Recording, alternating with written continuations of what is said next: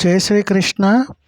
కురుక్షేత్ర రణరంగం సైనిక పరిశీలన మొదటి అధ్యాయంలో 3వ శ్లోకం భగవద్గీత. పశ్యేతాం పాండవపుత్రాణమాచార్య మహతీం చమూం వ్యూఢాం ద్రుపదపుత్రేణ తవ శిష్యేన ధీమతా. ఓ ఆచార్య, మీ బుద్ధి కుశలుడైన శిష్యుడగు ద్రుపద తనయుని ద్వారా దక్షతగా ఏర్పాటు చేయబడిన పాండుసుతుల గొప్ప సేనను చూడండి. భాష్యము. బ్రాహ్మణుడు గొప్ప సేనాధిపతిన ద్రోణాచార్యుని లోపాలను రాజనీతి నిపుణుడైన దుర్యోధనుడు ఎత్తి చూపాలని అనుకున్నాడు. అర్జునుని భార్య తండ్రి అయిన ద్రుపద మహారాజుతో ద్రోణాచార్యుడు ఏదో ఒక రాజకీయ వైరము ఉండేది. ఆ వైరం కారణంగా ద్రుపదుడు ఒక గొప్ప యజ్ఞాన్ని చేసి ద్రోణాచార్యుని సహకరింపగలిగే ఒక పుత్రుని వరంగా పొందాడు.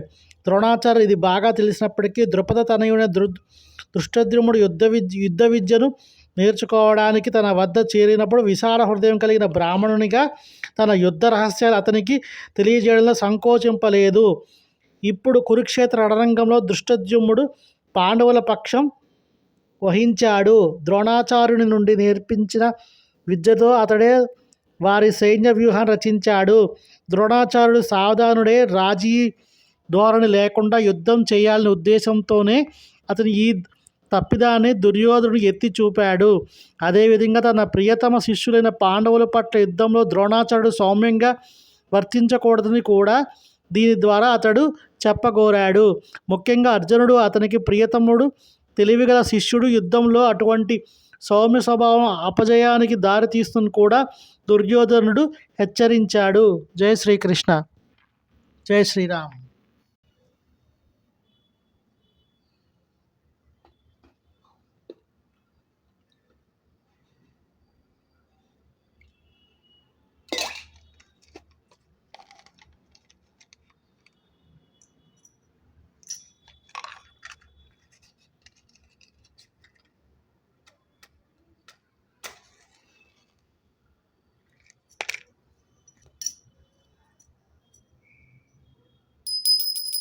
కంపాయ కళ్యాణ శ్రీ వెంకట సాయి శ్రీనివాస్ మంగళం భౌసలేంద్రాయ మహనీయ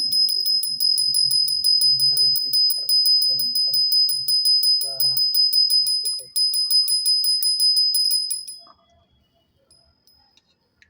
జై శ్రీరామచంద్ర ప్రభు.